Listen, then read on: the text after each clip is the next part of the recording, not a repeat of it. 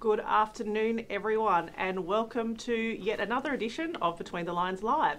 My name is Vanessa Rader. I'm the Head of Research at Ray Wyatt, and today I'm joined by my esteemed panel where we're going to talk about everything South East Queensland development. So we've got Mark Creevey here and Tony Williams from our Special Projects business up here in Brisbane. So welcome, boys. Welcome. Thanks, Vanessa. I think it's a great time to be talking about development and residential development in that. Obviously, the housing shortage that we're seeing widespread across Australia is not an issue that's going away anytime soon.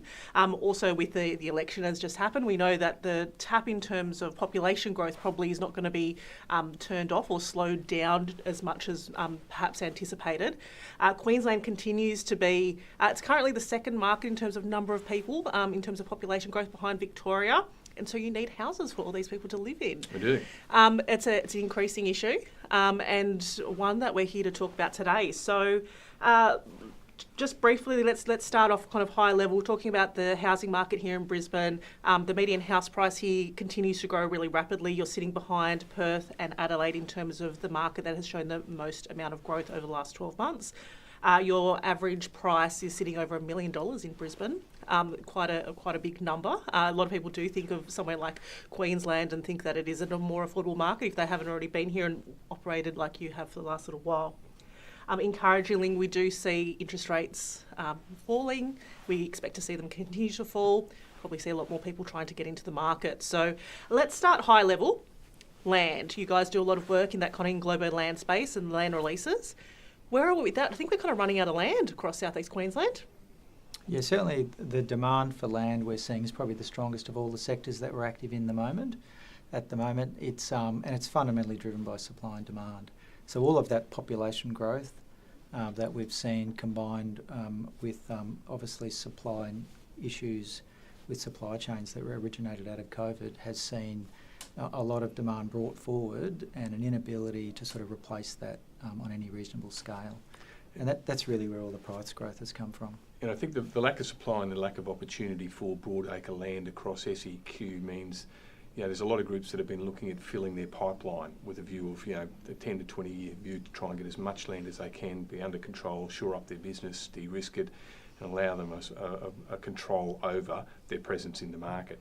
So we've seen huge competition from interstate groups coming into SEQ and really running hard at any opportunity that's in the market. And once upon a time they were looking at sites that had scale that were sort of like 500 blocks plus. The threshold for that has dropped significantly. And there's at any yield level across SEQ, there's strong competition for the stock. So it's really, really, really strong at the moment. But unlike probably some state governments around the country, I'd say that Queensland is probably a bit more on the front foot, particularly when you're talking about infrastructure spend and trying to activate some of this land. That's obviously playing a big part in perhaps looking at that pipeline going forward. Is there some land that we can see that can be activated, expansion into South East Queensland that's on the pipeline? Looking like it will kind of fill up that space going forward? I think a lot of it is fairly obvious. I mean, they've come out lately and put, I think, 2 new PDAs in southern Thornlands as well as out as Burpengary East. So there's a significant supply in those two locations that probably weren't prevalent before. I think that's the tip of the iceberg, in terms of it would be great to see those sorts of opportunities in broader cross-sections across SEQ. That's north and east, which are severely constrained. Just in terms of being rolled out, there's probably a significant quantum of land that's zoned or designated that allows for future development, but the sequencing of it doesn't allow for the release of lots very quickly. That's the servicing and those sort of correct, things. all the infrastructure. Yeah, so within the South East Queensland Regional Plan clearly defines what's available for development or not, and then with that there's a range of overlays in terms of planning overlays. Vegetation is probably the number one thing. And then lack of infrastructure. Land fragmentation makes it harder to get larger scale projects. So with larger scale projects, it is easier to overcome some of the infrastructure issues just because the scale affords you the benefits that you don't have. But the difficulty is within the corridors that are available, the land fragmentation just doesn't allow that. So there's challenges in getting sort of large parcels of land together to be able to overcome some of these issues. In the time frame in unlocking the parcels, in terms of getting an approval, the red tape, the green tape that's involved can be, if a development group's lucky in getting a approved site or a site approved within a 2-year time frame, it could be 5+ years if you're not lucky. Yeah. So it's slow to respond to the demand.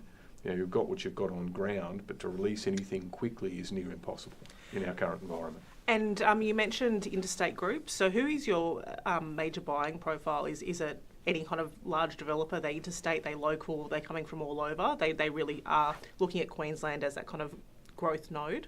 Are you getting a lot of competition from multiple different types of groups? Yeah, certainly for larger scale opportunities, so institutional groups, large private groups. Certainly we have seen a very strong influx over the last couple of years of interstate groups, particularly Melbourne-based groups, who, when they're looking at the southeast Queensland market compared to the conditions that they're dealing with in the Victorian market, are seeing it as a better place to do business, and one that affords them potentially more opportunity, more potential for growth, and less taxes, etc., that are being imposed on them at the moment. Very polite. Sorry to our Melbourne audience. And they're very well organised. Yes. So, it's sort of the private groups that have come up from Melbourne are well organised, They're well capitalised and in a position to move very quickly. I think they've come out of an environment where they've had to compete. Victoria's probably a bit softer now than what it was, certainly, but they've come out of that environment where they had to compete hard for their pipeline. And so they were all well organised and they understood what they had to do to buy. So they've come up here with a very mature buying process and having a lot of capital behind them, well organised. So you've got traditional public companies that are always here and always aggressive and fantastic what they do. It's probably been a competitive atmosphere that's created by the private groups in most recent times, and aggressive and able to price in risk pretty well. They'll view risk very differently to a public company. So they've been pretty aggressive in the last 5 years. How about land lease communities? That's something that's kind of been growing in popularity or interest for different buying groups. Are we seeing a bit of activity in that sort of space, or? Yeah, we've seen a strong emergence in that sector, and fundamentally they're competing with the residential developers for the same land. So they would normally be looking for sort of 8 to 10 hectares or more. Ideally, they're looking for land that's suitable for the typologies that they need, which is generally probably flatter land, residentially zoned land or land that's capable of being rezoned. So again, within the circle of what's on offer within the regional plan, they're generally competing with the residential developers for the same stock. It's obviously a different product type that they're delivering, aimed at a different market, but fundamentally that's just more competition for the limited land that is available that suits their criteria. Very focused on planning criteria. If they don't feel like that they can get support from a local authority for their use, they're out. If they can get support, they're absolutely in. So the planning process and the planning risk is heightened for those guys and for those operators. So for the end consumer looking at buying a parcel of, the end piece, the parcel of land or a house and land, those lot sizes have gotten pretty tight, haven't they? What's the kind of average lot sizes we're looking at now? I know it's different in different locations, but... Yeah, most of the growth corridors, average lot size is probably, 400 square metres, give or take. They're fairly homogenised in terms of the lot configurations, in terms of the widths and depths that they deliver, to cater to the building market and investor markets. And we have seen the gradual decline in lot sizes, but I'd say around 400 square metres would be about the average lot size that we see in most of the greenfield corridors. And they're pretty good. Once the lot sizes get smaller, then it becomes a building solution. So we've got to have if they're doing a 250, a 300, a 325, it's a real building solution as opposed to having, a block of land and options on what houses you can have. Yes. So the smaller the block, the more important the builder becomes to the overall process. Yeah, for sure. Which brings me to kind of like the next category of home, I suppose, might be those kind of townhouse sort of developments, and particularly in the metropolitan sort of location. Is that been an active segment of your market? You're seeing a bit more development in that because people do want to live in those kind of infill markets, established infrastructure, if you like, access to work, access to transport, hospitals, all those sort of things. A little bit more activity in that, or is there a few kind of planning hiccups to see those come out of the ground? Yeah, I think we've seen a lot more interest in the townhouse market, particularly over the last sort of 12 to 24 months. And that's been a function of the very strong growth in the house and land market has kind of, raised the revenues that are achievable for townhouse product. So typically people will look to position that townhouse product a little bit below what a detached house and land might be sold for. And so the overall price growth in the market has made the viability of townhouses a lot stronger. So we are seeing a lot more groups, particularly in the greenfield corridors, now looking at townhouse options. One, to cater for affordability. Two, it's popular in investor markets, and it also provides a bit more diversity in offering rather than just a straight detached housing product. And I think as you move closer to the inner city, you get really strong bespoke type of development. That they're doing huge value add to try and obviously maximise the revenue because the revenue growth has been huge, so that they can position those really well to probably a second, third home buyer, downsizes, those sorts of things. The outer area, it's probably outer areas or the emerging areas are probably a case of groups looking at affordability may not be able to get into a house and land package and are looking at getting into a townhouse, which is a lower entry level. So a townhouse, but in those kind of areas? Yeah, like if you look out in that Western Corridor, areas like, Providence and obviously Springfield and those locations are actually really strong townhouse markets these days. So to get into a house and land in a market like that, what sort of price would a buyer be looking for? So in most of the emerging areas, the greenfield corridors, so land is well over $1,000 a metre. Yeah. So house and land in most of those areas is probably $800,000 plus. So in those areas, people would be pitching their townhouse values at probably $650 to $750. So that's a more attractive price point, obviously, for your first home buyer type market. Yep. So okay, that's interesting. And how about and investors also active in that market as well? Yeah, headroom of about 700 grand. Okay. Is generally with the land of the build. Well, rental vacancy remains still pretty tight, so there is certainly a demand, and rental growth has continued to increase, so there is definitely a demand for that investor market. And the expectation is, particularly with interest rates coming down, there might be a few more investors coming back into the market. Yeah, and if you talk to the home builders that do work through the investment channels, there is very little risk in terms of the sales and marketing. It's just about getting the stock and building the stock, delivering it in a reasonable time frame that they can sell the daylights out of it, so they'll do really well. Well, on that construction front, obviously we've seen the construction prices increase across the board over a number of years now. When you're speaking to the developers and the builders, are they seeing some sort of easing? I know some of the data is suggesting some of the raw materials actually becoming, I don't want to say they're becoming more affordable because they're really not going backwards, but they have come back in terms of level of growth. Is it still those construction materials, or is it a combination of that and the labour issue? I think it's a combination of both. It's probably more a labour issue, and I think it's more a time issue than it is necessarily the cost of the materials, which was sort of a direct function of COVID. Yes. I think that's sort of subsided, or there's more stability in that, and so the challenge with there's multiple challenges, but probably in the outer areas where we're looking at lower density options, it's probably just more the timing to get product completed than the actual cost.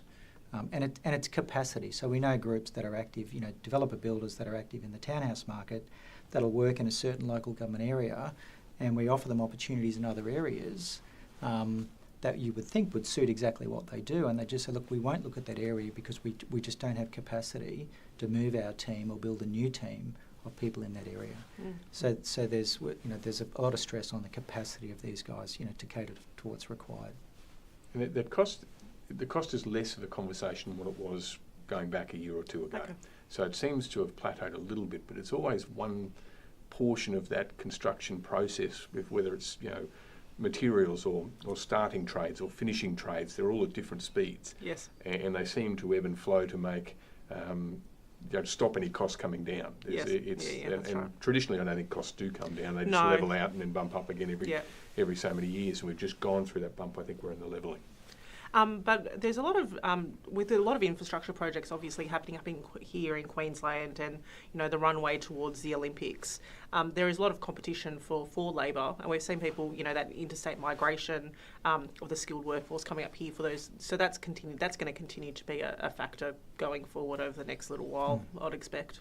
I think so. I think if we can't house them and they can't come up here and get into a house at a reasonable level that's not overly different from where they've come from, that's a big issue for us. Well, that's the cycle that we kind of need the people to come here to do the work, but we don't have anywhere for them to live, and this kind of cycle continues, and it's a difficult one to find a solution for, and it is, yeah. And I think everyone loves the idea, traditionally, of moving up to Queensland and selling wherever they've come from, getting located here and having cash in their pocket from what they can buy or what they sold for. And that's why the opening point I said, like the prices here have increased year on year for the last few years, well in excess of the Sydney and Melbourne market, in particular Melbourne. So it's now a far more expensive activity. If you look at Gold Coast, if you had Gold Coast as a standalone as well, that's even higher again. Yeah, we've had the benefit of being a cheaper market than Sydney and Melbourne for a long, long time, and I'm really interested to see, looking forward, how that price increase affects people gravitating north. Yes. Because I think if you can come up here for lifestyle and everything else, but if it's not apples with apples, or you don't have some money in your pocket to get up here, it's less attractive than what it was. But I suppose in the past that move has been maybe at a later age group as well. People coming here, whereas now it's more of the younger age group that's coming here, but they're ready to work and they're adding more to the economy. So that's a good news story. True. Yeah, true. So that's the townhouse market. Super interesting because I'm not sure if you know, but in New South Wales, they brought in some planning legislation just earlier this year around low to medium or low housing densities, and any project that is within 800 metres of like a train station is allowable use to kind of put duplexes and townhouses and things. So we're seeing that stimulate the market, because it really is up to the private sector to provide this housing, and that's not an issue that's going away. People want to live in these kind of areas where there's infill, but there is some roadblocks in terms of townhouse development, isn't there, in the Brisbane Council? Yeah, there's some challenges in Brisbane City Council where they made some planning scheme amendments about 4 or 5 years ago now, where they limited the ability for groups to build townhouses on low density zoned land.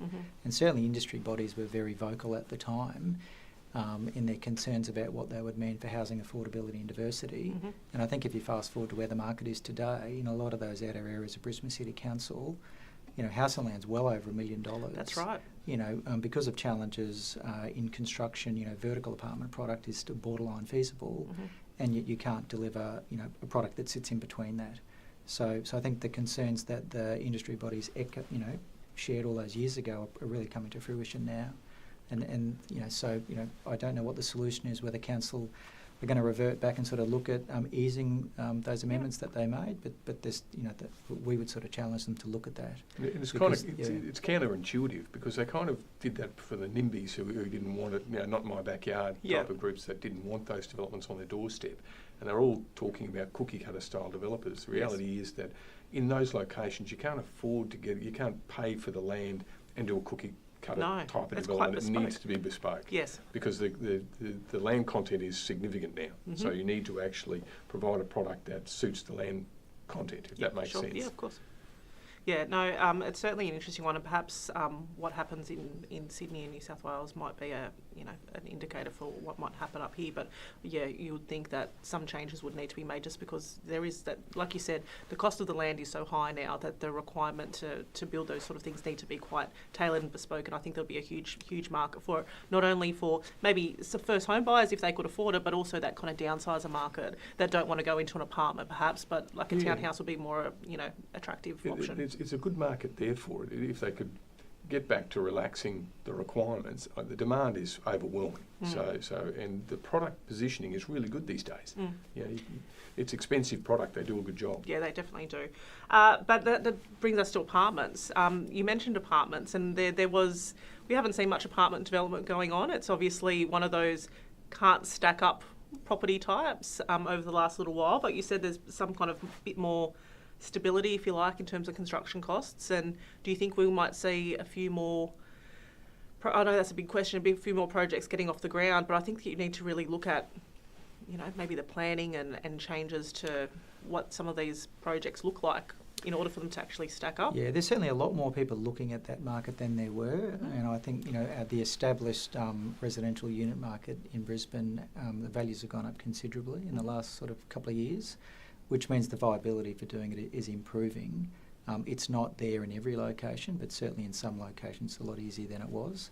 I think, the large-scale projects, which might be, 200-300 product or more, is probably still significantly challenged by the number of builders that can actively work in that space. Yeah. But certainly for lower-yielding projects in sort of more, inner city or middle ring locations, The feasibility around those projects is certainly a lot better than it was. The further you go out, the harder it is to stack up. But when you look at the amount of product that is being delivered, we're at historically low volumes. So people sort of recognise the opportunity, to deliver product into that market where there's quite a bit of demand, but it's still a bit of a balancing act in terms of where it will and won't work on a site-to-site basis. Yeah, the feedback that we get from most developers that we talk to, potentially looking at some of those unit locations, you need river, you need views, you need park, you need some sort of amenity that allows you to ratchet the revenues up to a viable level. Yes. And the broad, sort of broad brush idea in terms of prices, like 15 grand a square metre. If you can't get product for 15 grand a square metre, you won't even look at it. So you've got to have that starting point on revenue to be able to even have the conversation about delivering one of those apartment developments, which makes it pretty hard. And a lot of that sort of development doesn't cater for where we need the housing. That's right. Well, when we talk about that, those sort of indicate, like you're looking for the view, that's not an affordable housing product then, is it? No, so that premium end of the market, we're sort of reaching levels of $30,000 a metre or more. Where we need the stock is the volume market, is the 1 and 2 bedroom product, that's right. which generally don't probably have those redeeming features that are allowing the revenues to actually make the product work. So look, that's going to continue to evolve, and obviously, the more our prices improve and while costs, remain relatively stable, the feasibilities will get closer and closer to working. And any incentives, that the government can provide around that with assistance, whether it be infrastructure charges, discounts, or whether it be car parking requirement relaxations. Yeah, there has been some changes in the parking requirements in Brisbane, Yeah, so we're seeing all of those types of things where, local and state government are trying to offer incentives to help people bring on some of this supply. And developers are pretty good at finding, they're like water down a hill, they'll find a way to get it done. And so I think a lot of them at the moment, with the difficulty in securing a builder, they're bringing it in-house. So they're actually taking on, under their development umbrella, the building division. Yes. So they've got control and they can actually get projects up and running without having to push and pull with contracting the work externally. So there's a lot more JVs happening between builders and construction companies and developers, which kind of aligns interest. That's right. Otherwise, you do have that concern of what we've seen in Melbourne, actually, just not so long ago, with more building, the collapses happening in those building groups. And there's probably only a handful, really, of groups now that actually, you could pick for those big projects. So there's very limited resources, I suppose, and monstrously difficult to get their attention. Of course. Because the res projects, they're difficult. Yes. And when there's so much construction work and a pipeline of government work and everything else, particularly with the Olympics, the res developments are not the first choice in terms of what you can do a job on a res development with a private developer, or you can do a state government backed infrastructure project that has a long, there's a lot of leeway and jobs that are, returns going to be on offer to you for a number of years. Yeah, that's an interesting point, isn't it? So we've got a few challenges. Yeah, definitely a few challenges. But what about the build-to-rent market? Is that something that we've seen here? So just with these developers that are kind of speculating or kind of considering the unit development, are they local, or are we getting them coming from Victoria again, or are you having any international sort of interest, or...? There's a mix of both. So there's local groups and there's also interstate groups. I think build-to-rent's still in its infancy here. Obviously, it's still very heavily reliant on incentives, whether they be state or federal incentives. Yes. The type of scale that those types of groups are looking to undertake, particularly in and around Brisbane, is sort of in more premium areas where they can achieve much higher rents.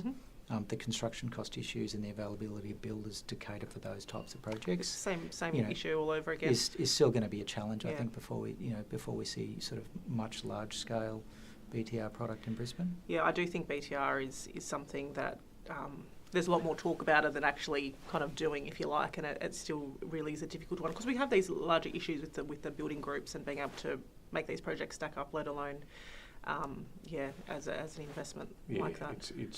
It's a sector that should be doing really well. Yes. Like Mark was saying, it needs some form of support at the local, state, federal government to actually make them work and make them viable. And we're not there yet. No.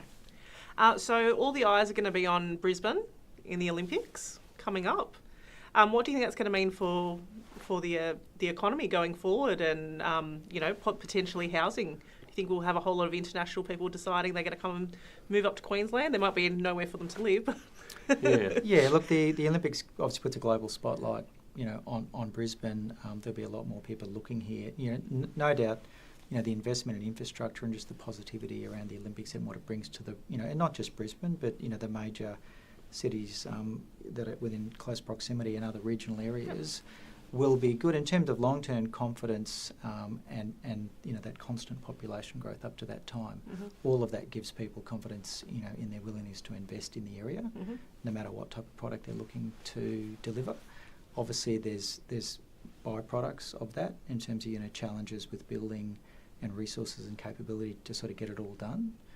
So there's growing pains that kind of come with that, but the overwhelming benefits. I'm sure when we fast forward 10 years' time, the Olympics have been run and done, that the place is going to be, look far better than it does today. Yeah, definitely. As a result. Yeah, and I do have some confidence that we've got a direction now, and that they're actually going to get into delivering these infrastructure projects and the facilities that we need to be able to cater, for the Olympics, but then they're not white elephants afterwards, that they actually do have a purpose post-Olympics. Yes. So we've got a good legacy of projects that, the city and southeast Queensland gets a lot of benefit from, you'd hope. And I do have some confidence that they're getting that right. I don't know that everyone's happy about the choices that they made with stadiums, etc., but I think in the long run, I think it'll smooth out. I think we'll be okay. I think they've got to start pretty soon to get everything well organised. Yes. There's a lot to be done. Everyone is looking at the clock. It's before you know it. Yeah. Like this year's, we're halfway through this year, and before you know it, it's going to be here. So, it's certainly a exciting few years coming up for Queensland. It already has been an exciting number of years with the population growth, the huge increases we've seen in the housing market. It's jobs growth. There's so much going for Queensland as a state, and it will continue to kind of boost the economy. I hope so, yeah. Yeah, but housing is certainly an issue that's not going away. It's not going away around the entire country, but it's certainly a big spotlight in Queensland here, just because you do have that population growth, which, like we said, with that runway to the Olympics and the need for, with jobs and stuff, there's going to be continued kind of growth in requirement for housing. So that's actually taken us to the end of our discussion. Can you believe that? It's very quick to talk when we're talking housing. So thank you very much to Mark and Tony. If you've got any questions or you want to know more about what's happening in the development site market across the land, townhouses or apartments even, please reach out to the Special Projects team here based in Brisbane. So thank you for having me, guys. Thanks, Vanessa. Thank you. And thank you for everyone for joining us. It's just great to have you back, and we'll be back again next month where we have yet another webinar where I'll be talking to some people about what's going on in the commercial property market. But thank you everyone for joining us. As always, there'll be some information following where you can listen to this on Spotify. You can share it with people that you know, watch it on YouTube, and we will see you next month. Thank you very much. Thank you.